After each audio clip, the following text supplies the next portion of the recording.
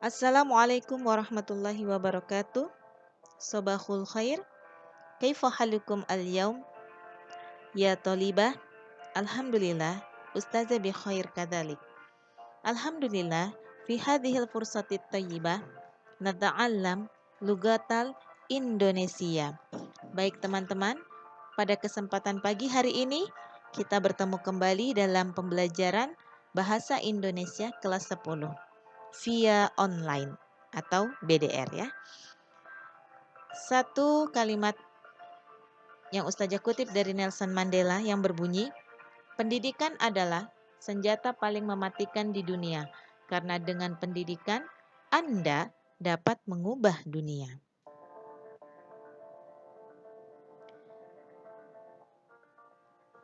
Pagi hari ini, pembelajaran bab 1, kita akan mengulas tentang teks laporan hasil observasi.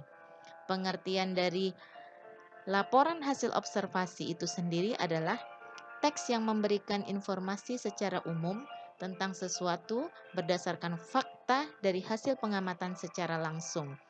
Informasi itu bisa meliputi objek tentang keadaan alam, lingkungan, hewan, tumbuhan, sosial, sebuah peristiwa, kesenian, dan kebudayaan.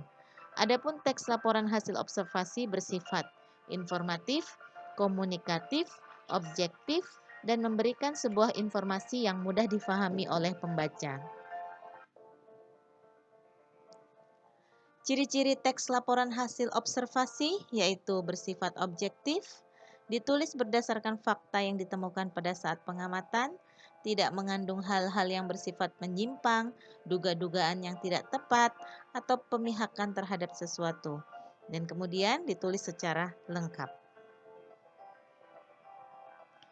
Fungsi teks laporan hasil observasi yaitu sebagai dokumentasi, sebagai bahan penelitian, sebagai kegiatan pengamatan, sebagai sumber yang dapat dipercaya, dan sebagai ilmu pengetahuan. Bagaimana kita menyusun ringkasan isi teks laporan hasil observasi?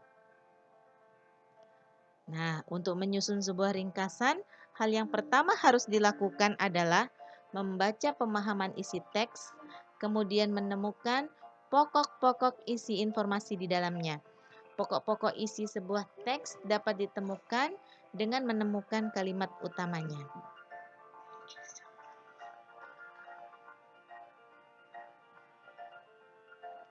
Interpretasi laporan hasil observasi terdiri dari ringkasan dan simpulan.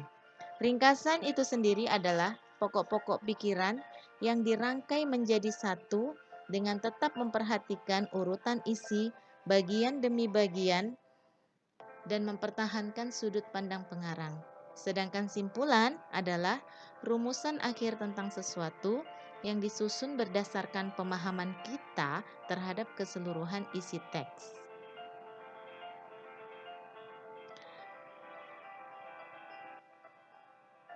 Menganalisis kebahasaan hasil teks observasi itu disusun dengan struktur yaitu dapat menentukan pernyataan umum atau klasifikasi, kemudian deskripsi bagian, dan deskripsi manfaat. Aspek kebahasaan teks laporan hasil observasi diantaranya meliputi kata, frasa itu kelompok kata, kemudian verba itu kata kerja, nomina itu kata benda, afiksasi imbuhan, kemudian kalimat definisi itu kalimat yang verbanya definitif, seperti menggunakan kata adalah, ialah gitu ya. Kemudian kalimat deskripsi, kalimat yang menggunakan verbanya sebagai deskriptif, seperti merupakan, nah seperti itu. Kemudian kalimat simpleks. Apa itu kalimat simpleks? Kalimat simpleks adalah kalimat tunggal yang terdiri atas satu klausa atau satu struktur. Dan kompleks itu adalah kalimat majemuk bertingkat atau merupakan kalimat yang tersusun atas klausa utama dan klausa subordinat. Baik teman-teman, kemudian bagaimana mengonstruksi teks laporan hasil observasi? Dengan cara menentukan objek yang diamati, menyusun jadwal observasi yang akan dilakukan, melakukan observasi terhadap objek tersebut dengan menyiapkan pertanyaan atau poin-poin pengamatan terlebih dahulu. Mencatat hasil observasi, bila memungkinkan bisa mengambil foto sebagai dokumentasi, ya, atau memvideokan. Kemudian menyusun teks laporan hasil observasimu dengan memperhatikan ketepatan isi, struktur, dan kaidah kebahasaannya.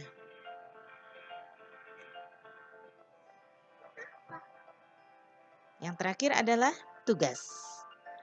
Tugas kalian adalah membuat satu laporan observasi tentang apa? Bebas, temanya bebas ya. Kemudian bisa dikumpul melalui WA Ustazah di 0813 46370268 atau melalui email windysusanti87@gmail.com. Ustazah tunggu. Semoga semuanya dimudahkan melaksanakan tugas dan mengerjakan tugas tepat waktu. Tetap semangat, jaga kesehatan ya, dan jangan lupa kemana-mana pakai masker. Sekian dari Ustazah. Akhirul kalami. Wassalamualaikum warahmatullahi wabarakatuh.